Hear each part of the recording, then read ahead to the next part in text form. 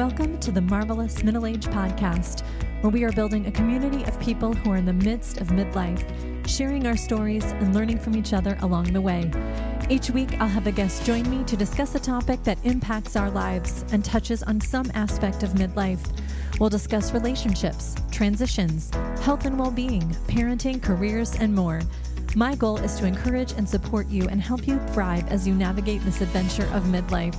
Join me here each week for the Marvelous Middle Age Podcast.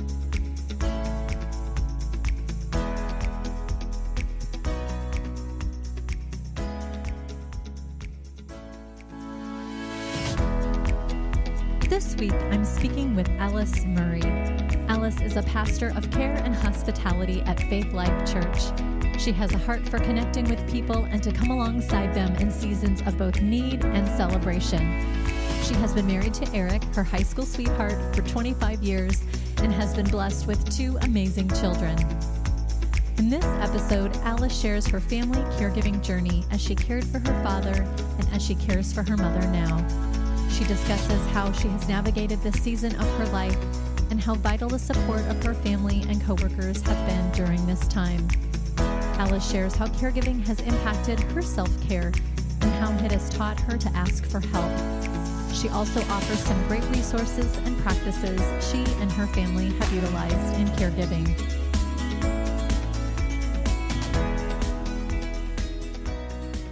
Alice Murray, welcome to the Marvelous Middle Age Podcast. I'm so excited to be here. Thanks for having me. Of course. I'm so glad you're here as well. Thank you for being here. I would love for you to share with the listeners about you and who you are and your family and what you do. Yeah, sure. I'd be glad to. So my name is Alice Murray, and I serve as a pastor at Faith Life Church and love what I do there. Before that, I was an elementary school teacher for 18 years. So I love to teach and care for people and walk alongside them. I've been married for over 25 years now to my husband. We actually met in high school, and he works at Collins or whatever it's called these days. It's changed many times. Yes. He works there as a financial analyst and has been there for many years.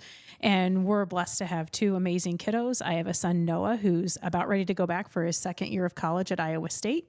And then our daughter, Avery, will be soon 17 and is a junior at Jefferson here in Cedar Rapids. So I love being a mom, I love being a wife, and I love being a pastor. And my main role as pastor is of care. And so I walk with people in the mountaintops and the valleys of life. And I just love that I get to do that. It's such a humbling, honoring experience. So I just love it. I love that. You know, I can't think of anyone better to serve in the role at Faith Life than you. It just is a perfectly crafted role for you. The work that you do, the way you come alongside people, as you said, in the hills and the valleys and everything in between, probably, right? Yeah. And so it's a perfect role. And you're a newly ordained pastor. I am, so yes. Tell the listeners a little bit about that, because I'm just fascinated with that. It's so cool. It's been a wonderful experience. So a little over 6 years ago, we were starting a program at our church, and it was called the Micro MDiv. And so basically it was designed for people who are leaders in the church who want to go a little deeper, know a little bit more theology, a little bit more leadership skills. And I was coming off a major back injury where I knew that I couldn't necessarily be the teacher that I wanted to be or I wanted for my students to have. And so it was really just kind of in that time of life where I knew there was a call for me, but I wasn't quite sure what it was. So this opportunity came up. And so I just kind of jumped in, trusting that if I was being obedient to the nudge God was giving me, that this must be my path forward. So for the last 6 years, actually, I've been in seminary. So I graduated from the Micro MDiv and then started towards my Master's of Divinity. So along with some friends, we graduated this May. Yes. And then on June 9th, there were 3 of us that were ordained at Faith Life Church. So it was been just a blessing. I've learned a lot about Jesus. I've learned a lot about Scripture. But most importantly, I've learned how to love people well and walk alongside them and to just be the hands and feet of Jesus. Yeah.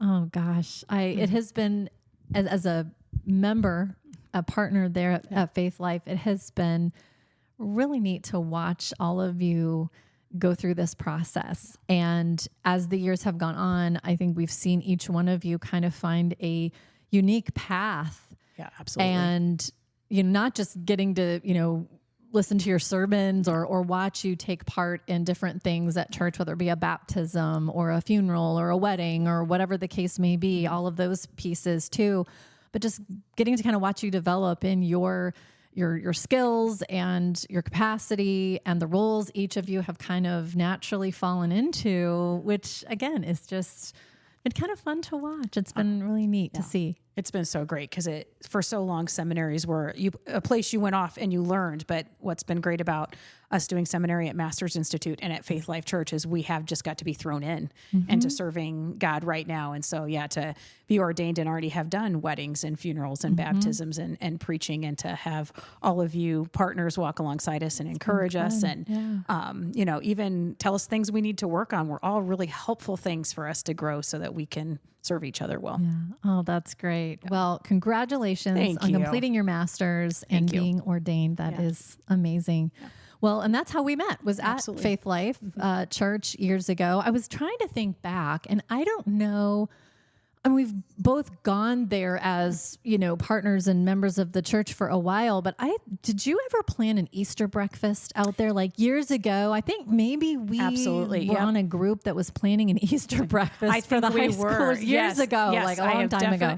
I have definitely wore that hat. Yes. And I think with confirmation ministry and both having sons that have gone through that, I think that's how we learned. I was telling my family this morning about coming to do this, and we were praying together, and they're like, who is this? And I was showing a picture of your family, and my son was like, I remember him. I was in a group with him once. So, I was trying to think back because I'm like, I feel like we sat around a table and talked about like eggs and pancakes for the Easter breakfast or something. All the important things about Easter, right? Yeah, exactly. And we've also done things like Night to Shine together and things like that. I've been a volunteer at Night to Shine, which again, I'm starting to dust off my materials, getting ready to. It'll be here before we know it. That off. I know. Time really flies. It does. We are here today to talk about caregiving. You are currently caregiving for your mother, but I know you've also been a caregiver for your father as well. So I would really love for you to share your journey as a caregiver, what has kind of transpired over the years, what it's been like for you. Just share kind of generally your caregiving circumstances right now and your story with that.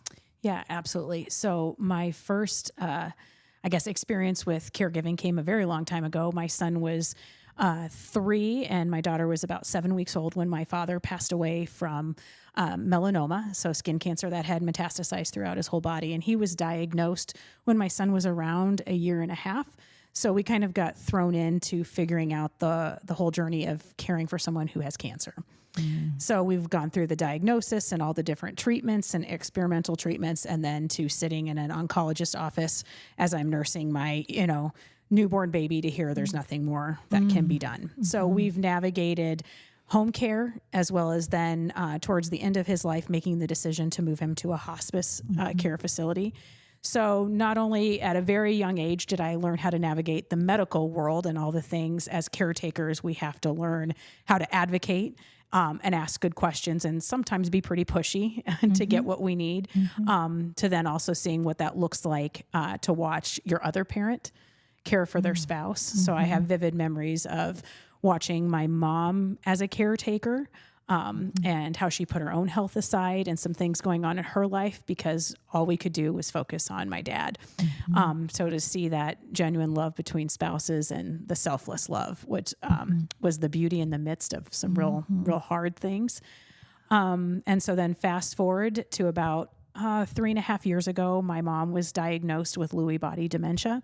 And so now I'm currently walking the role as caretaker again, but in a different role.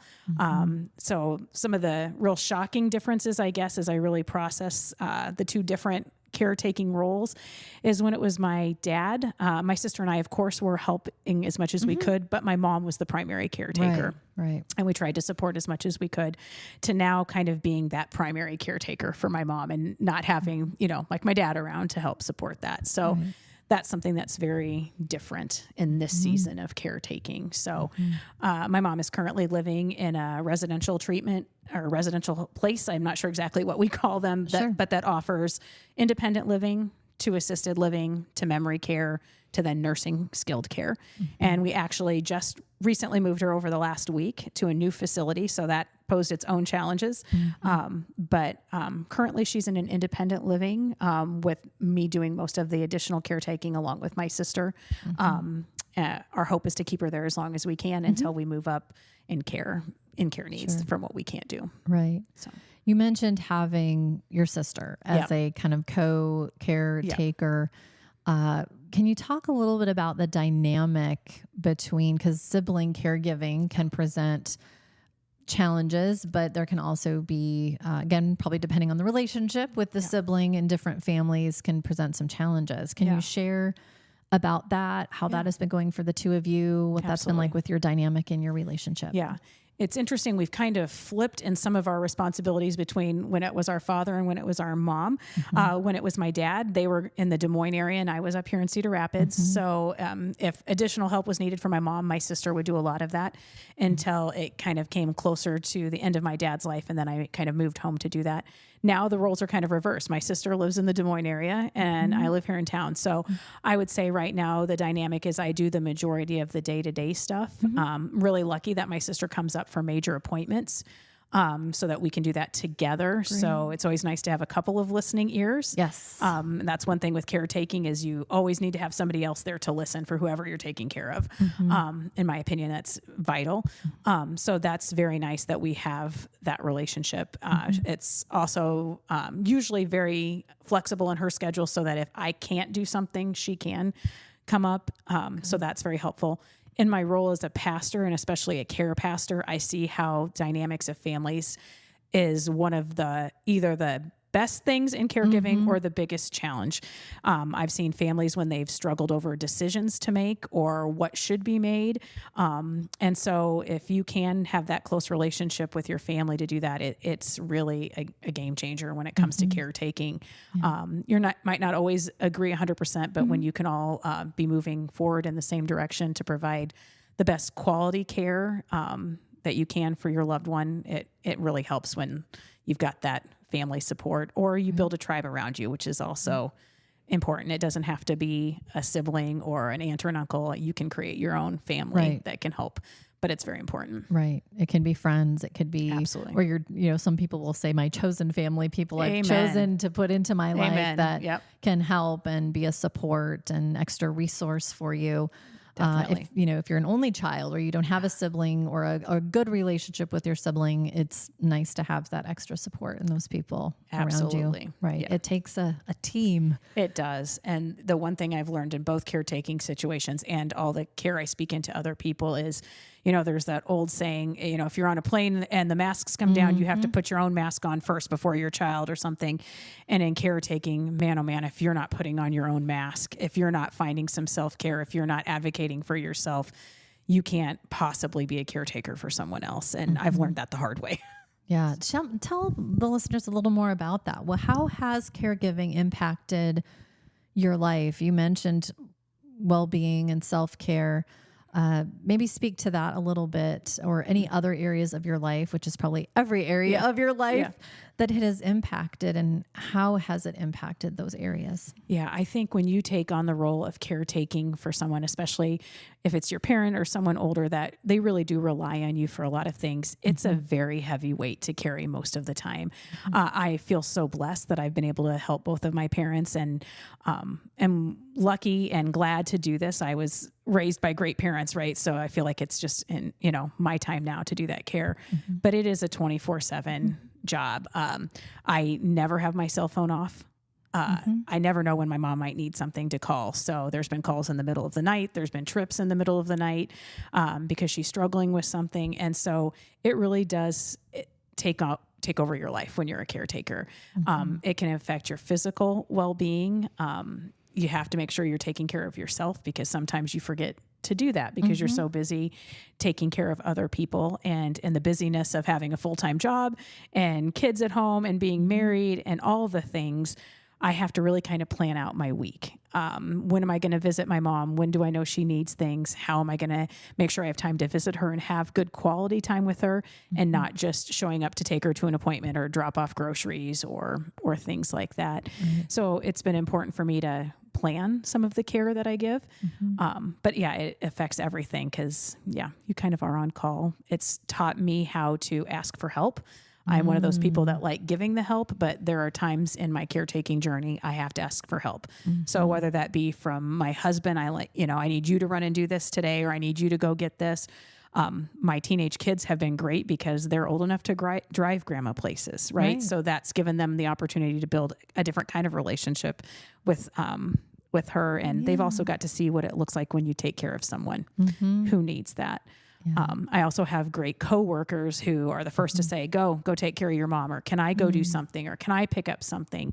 And so to learn how to advocate for what I need too, not just what my mom needs, I think is the best way to do this. And I can tell when I'm not doing that enough because it starts to then feel like such a heavy weight. And I think caretaking is a heavy weight, but if you get the right resources and build up the right systems, most of the time I just feel blessed to do it. But also dealing with the reality that sometimes it's really hard. Sometimes I don't want to have to do certain things because I'd rather be doing something else in my life or doing things like that, and being realistic with the struggles, I think is really important too. Absolutely. It sounds like you've been very intentional about ensuring that you have support in the form of family, coworkers, etc., but also that you've been intentional about saying, I need to kind of plan out. And again, not that we can ever, I wish I could do this. If I ever figure it out, I'll let you know. Perfectly plan out our weeks to include all the things we need to do or would like to do, but you're trying and you're being intentional about when can this happen? When can I go here? When can I run this errand? That I think when you were talking about that, I was like, that's great, because I think sometimes we leave a lot of things to chance. And again, can't predict the future, right? We don't know everything that's going to happen in a given day or hour sometimes. Absolutely. But if we can hold loosely to a plan, I think that helps us, gives us a little bit of a sense of, okay, I kind of know the plan for the week. I can navigate and maneuver through that. Is really, really important. And also you mentioned professionally, I in one of the previous episodes, I talk about statistics that employees feel in their workplaces who are caregiving, and how many of them feel like their employers are very understanding about childcare, the other end, right, of the caregiving spectrum of childcare needs, but not so much about elder caregiving needs for aging family members and friends. And so it sounds like you do have a great group of folks that, and I know many of them, so I can say this with 100% confidence for sure you can. They're amazing people that, to help you. But also, I think it's something we need to let employers know about more, that you need to have things in place for employees who are on the other end of the caregiving spectrum, the elder caregiving spectrum, and acknowledge that it's a huge impact, as you mentioned, to people's health, physical, mental, emotional well-being, to their families, everything. It impacts every different facet of your life. Absolutely. Like, I'm not the sole caretaker of my mom. It's also my kids. It's also my husband, and my sister and her husband and her boys. It involves all of us. And I think you hit the nail on the head when we need to educate people more, because I think that so often, unless you can see that someone's struggling with something, people don't always have an awareness. And so for things like my mom with dementia, if you look at her, she just had her 83rd birthday. She barely has any gray hair. She moves around just fine. Most people would look at her and think she doesn't need a whole lot of care. And sometimes she doesn't. But to have that education, and I think, when you said the childcare thing is something that pretty much everybody gets. Oh yeah, we need to do this.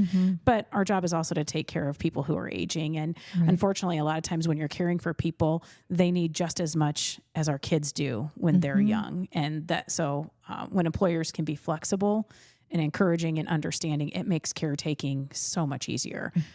Like I said, I'm so grateful that at any moment I could say to any of my coworkers, I've got to go, or I live across town.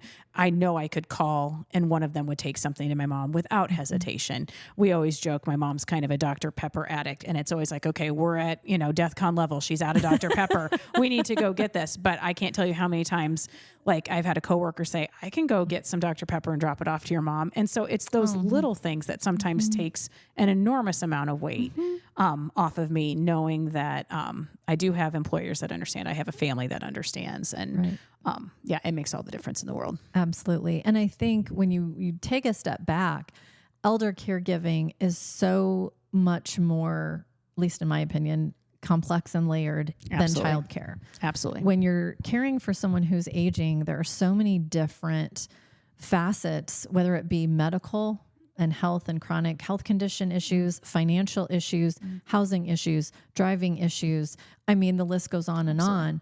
And with the other end, I mean, again, not that childcare isn't complex, but when you look at caring for an aging adult, or, an adult that might have disabilities or something, that it is so much. Absolutely. There's so much there, so much you have to take care of and handle and deal with. And so for employers to understand that if you have employees that are in this situation, first of all, they may not even realize or acknowledge that they're caregiving, and they can't figure out why they're so stressed out and so depleted and so exhausted.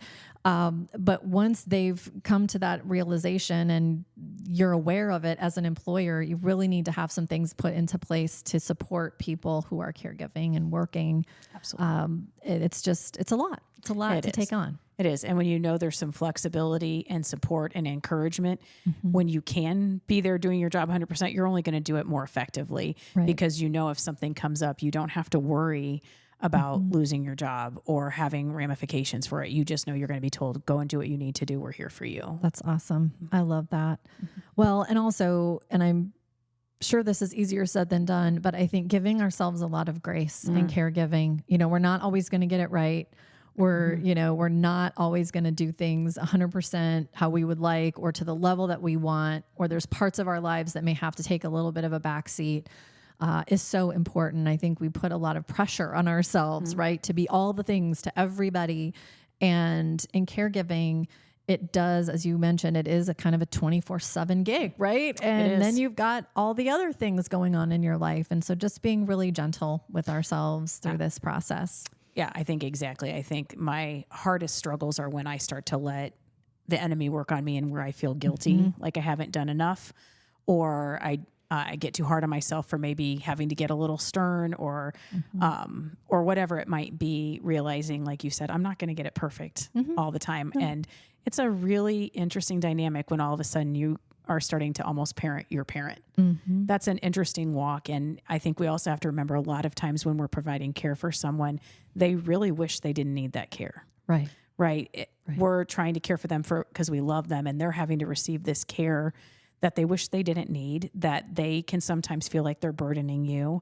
I know there's been many times my mom has apologized for being a burden, and that breaks my heart when she says those things to me, because I've never viewed caretaking as a burden or even as a job. I always have viewed it as she took care of me my whole life. Why wouldn't I take care of her? But I can put myself in her shoes and realize having to call for Dr. Pepper or to go to the grocery store, or because she's scared and needs me to come and comfort her, or because she's confused and she doesn't understand something, that can feel like a burden for her. Or when I have to help financially or any of those things, I think we have to remember, whether it's an aging parent or somebody with a disability or anyone, they have their own feelings that come into this. And we have to remember that. And it makes me think of one of the things that was hardest for my mom moving into a facility after not being able to live at home anymore on her own, was seeing other people further along in the dementia process, or Parkinson's, or a little bit older that was dying from cancer or whatever.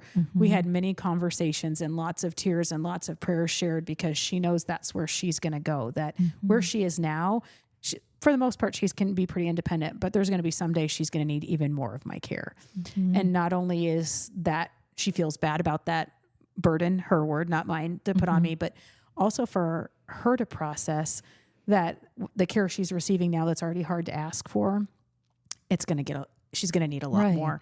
And at some point, like with dementia or Alzheimer's, whatever, she's not even going to realize what she needs or even who I am. Right. So that's something I have to help caretake too, is her emotional well-being in the midst of her own battles with dementia and all of that stuff. Exactly. It's not even your own feelings and thoughts about everything. It's helping her process through that journey, those emotional feelings, the grief that happens throughout this process. And there's grief all around, right? All around. She's probably feeling it. You're feeling it. Your other family members are feeling it. And it's something that's very normal and it's hard. And if you can encourage each other and be there as support for each other, that certainly goes a long way. And it's okay to feel that grief in this process. You are been caring for your mom for a while now. What resources have you found most helpful for you and your family in terms of caregiving? Yeah, we're really lucky. She has a great doctor that manages her dementia care that has been wonderful about suggesting different books, whether it be for us as a caretaker to understand her diagnosis, or even my mom is one that loves to learn and loves to read. So she even asked, what can I read? What can I look at for her. To do those things? We're connected with the Mercy Caregivers Network, which is great. They have things not only for patients, but for caretakers that starts right away. I'm a person that I do like to learn, so I tried to seek out a lot for myself. There's some great podcasts about care and care ministry that I listen to help me with my job, but that also helps in this role that I'm in. And I think a lot of it has been trying to connect with other caregivers. And that's been the one thing with her living in an environment where people are at different levels and where there's nurses and activity directors and all of that. It's been great to just spend time and volunteer where she's at. For 3 years, I taught a Bible study once a week at the facility where she was at. So I got to know her friends. I got to know employees. And so that was a great resource too.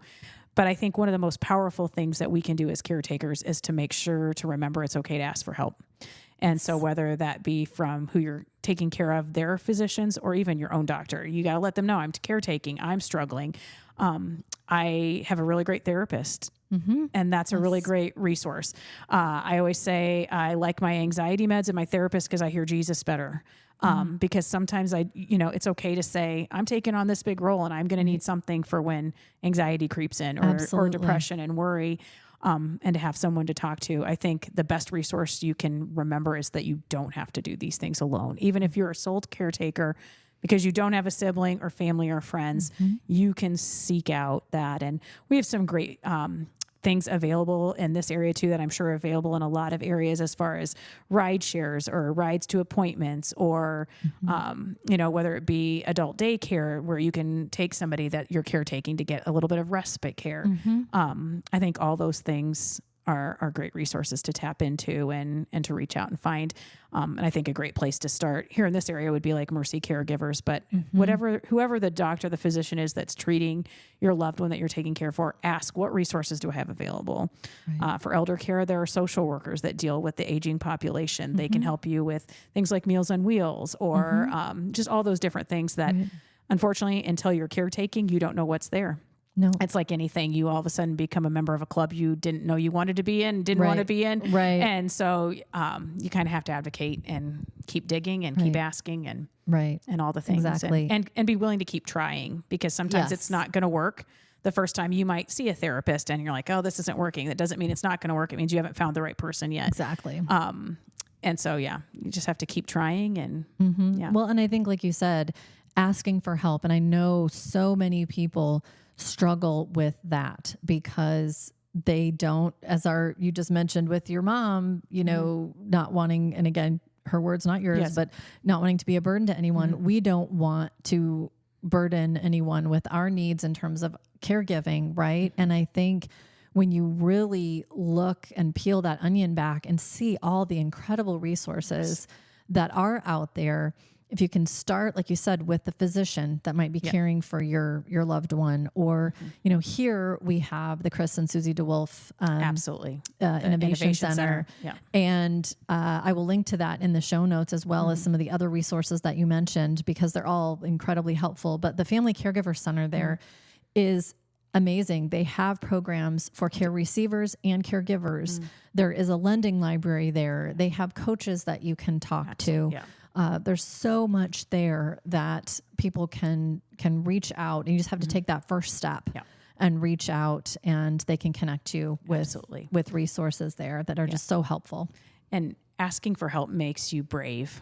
Asking for help makes you bold. Asking for help makes you a better caretaker. It doesn't mean that you can't do it on your own. And I think a lot of people I've heard say, well, I should be able to figure this out on my own, or I must not be good enough if I have to get help. And that's just, it's wrong thinking. It's, just like when you have a baby for the first time, you're willing to get any resource and any help you can, right? And we should be doing that in this stage of life when we're caretaking as well. None of us are born knowing how to do this, right? No. It's a learning experience. And, caretaking for my dad is a completely different journey than it is for my mom now.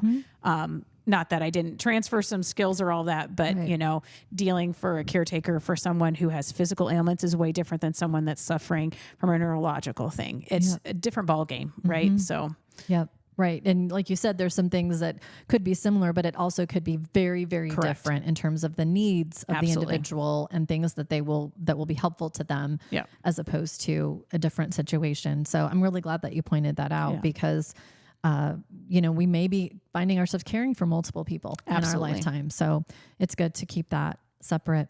So, we were just talking before we started to record about, folks in our age range.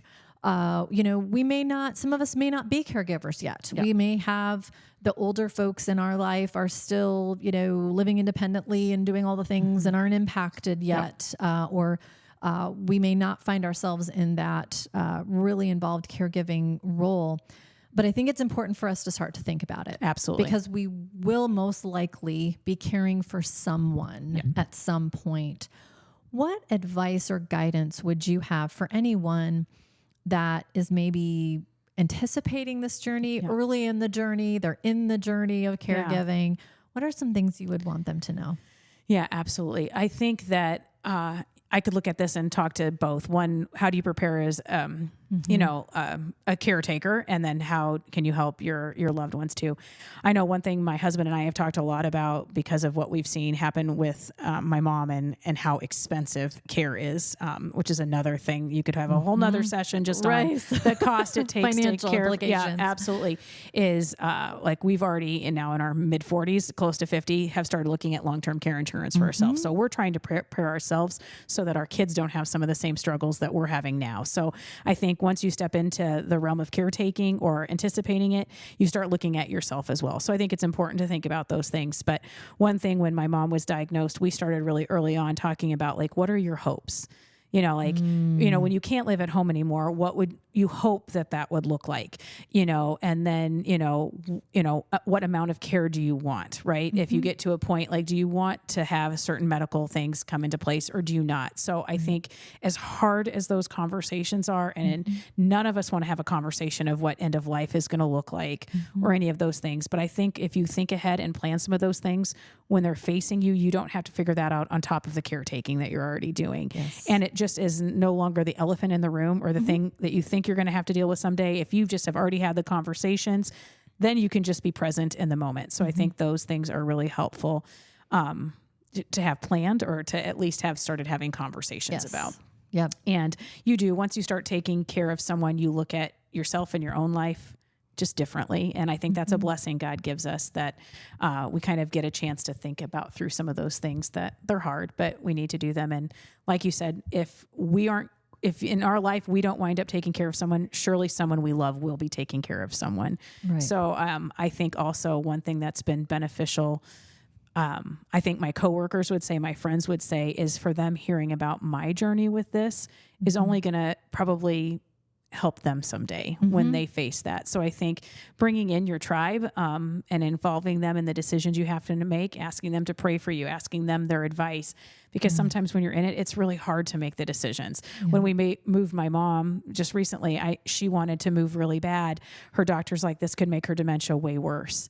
And so I felt like the weight of the world was on my shoulders, right? And I had to finally just trust my mom and I had to trust God and I had to go forward, but I had a really great prayer team around me. I had a really great support system kind of speaking that into me. So I guess when it comes down to it, you need to talk about the hard things, be willing to face them, and to realize you're not the only one facing them. So if you don't know what to do, reach out to a care pastor at your church, reach out to different organizations that have done this already, and have them coach you on what you need to do. But open and honest conversations, no matter how hard they are, I think would be the thing that I'd tell people to start at.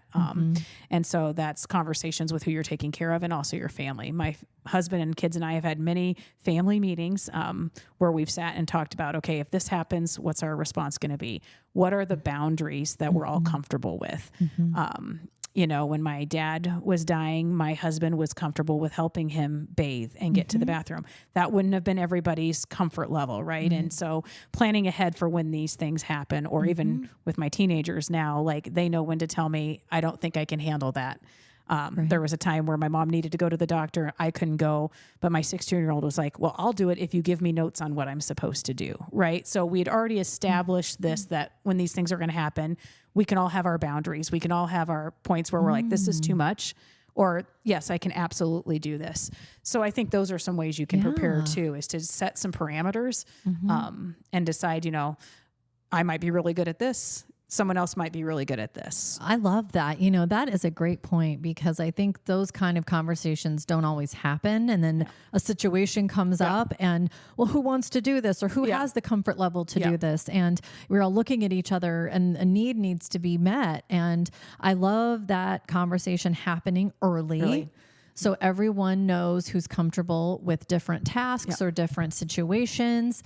And also, you know, like you said, your sister lives, you know, 2 hours away, right? Yeah. So when can you, you know, when is it time to call her in, or when do you need to say, hey, I'm up to here right now. I need to take a step back. Can you jump in and that sort of thing? That's really important. I love that. I hadn't even thought about that, because one of the first things that you said about having the conversation with the care receiver early in the journey, when they can really articulate their wishes and hopes for this process, that's huge. I think that's absolutely important.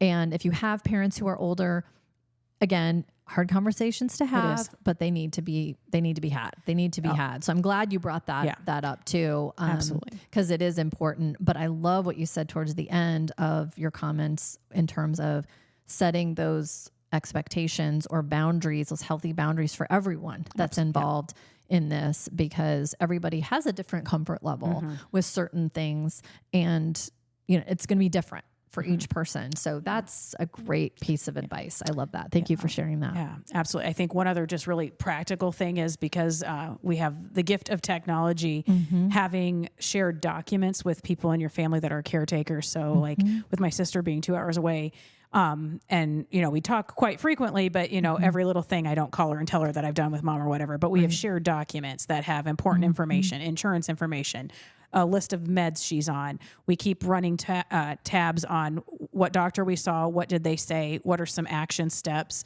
right? That's so great. When you can have some of that stuff that's shared, then you don't, as a caretaker, have to take the weight of remembering it all. You have enough on your plate as a caretaker. So some practical things like that to be able to share information. And then it's also great if, you know, one of the things you said earlier about like, how do you plan for responsibilities? Like if I were to have to leave to go on a trip, or we're out of town, right? Like that stresses me out, because like my sister is 2 hours away, right?